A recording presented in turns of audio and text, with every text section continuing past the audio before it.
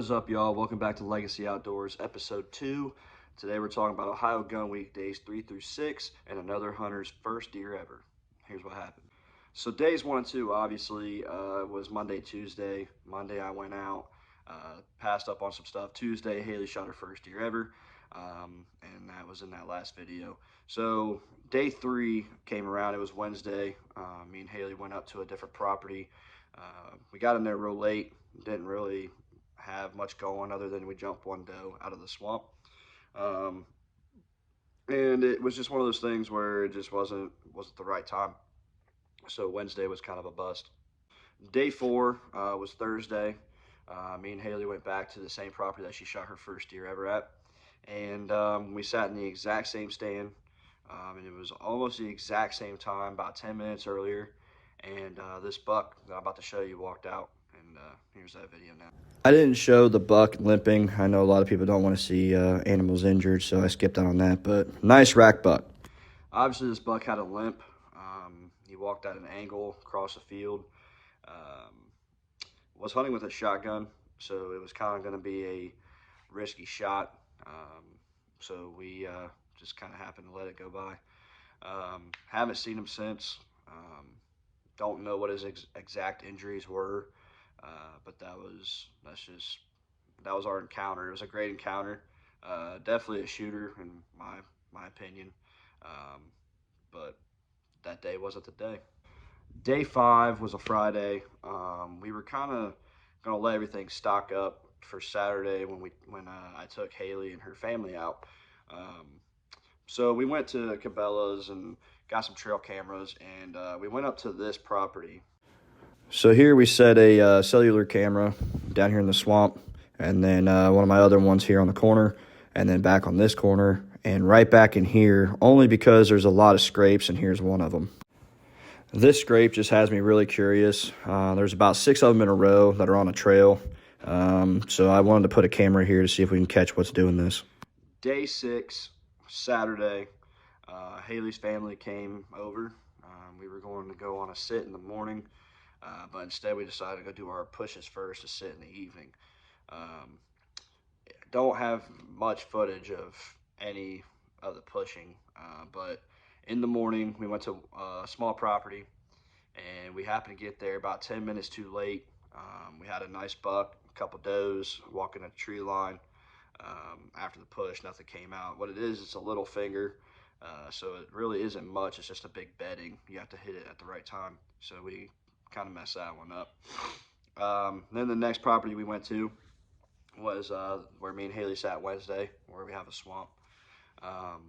Went back there. We did our push. We had 2 does that were shot, and we ended up never finding them. When they're on full runs like that, it's really tough for some guys and some people. But all in all, I mean, they definitely had shot the deer. It was just a matter of not being able to find it before it ran onto another property. So that was kind of one of them things that not much you can do about it. Then after that, we kind of took a break for a couple hours, and then right about 2:30, 2:45, we decided to move out to the property where Haley shot her first deer and where we had that buck encounter, and that is where everyone just had a spot to sit at. And let me show you how we had this set up. Here was us walking back to the stand that Haley killed her deer out of. So this is where we put Tyler. Right here is where we put Quentin. Back here is where me and Haley were, and across was where Haley's dad was. The first circle is where Haley shot her deer. The next one is where today's shot was. So that is how we had everyone sitting at this property. And it was right about 4:58. We heard a gunshot coming from across the woods, and we knew that was Tyler. And I didn't know at the time that he had never shot a deer before.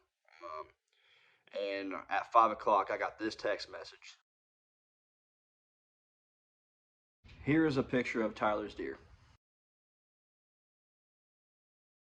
And so we knew that we had a deer down, and then that's when Haley was sitting with me, and she told me that she thought that was his first deer ever. So I definitely put that. I texted him. I said, "Is this your first deer ever?"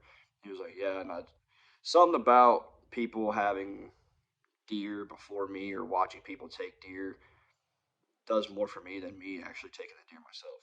So definitely enjoyed every bit of that. I wish we would have had a camera, but of course we didn't. It was a tripod stand that he was in, so he would have had to try to record himself. We're definitely working on getting some sort of phone mounts or something to record these things from now on. Today is Sunday, the last day of Ohio Gun Week, and we have a double up Sunday morning for you guys. Our buddy Gabe shot a doe this morning, and then his buddy Josh shot a doe a couple minutes after. But the craziest part is they only had one gun in the stand because originally one guy was going to shoot, one guy was recording, and it's nothing better than being able to just switch the camera and switch the gun and put another doe down. So here's both of them shots right now.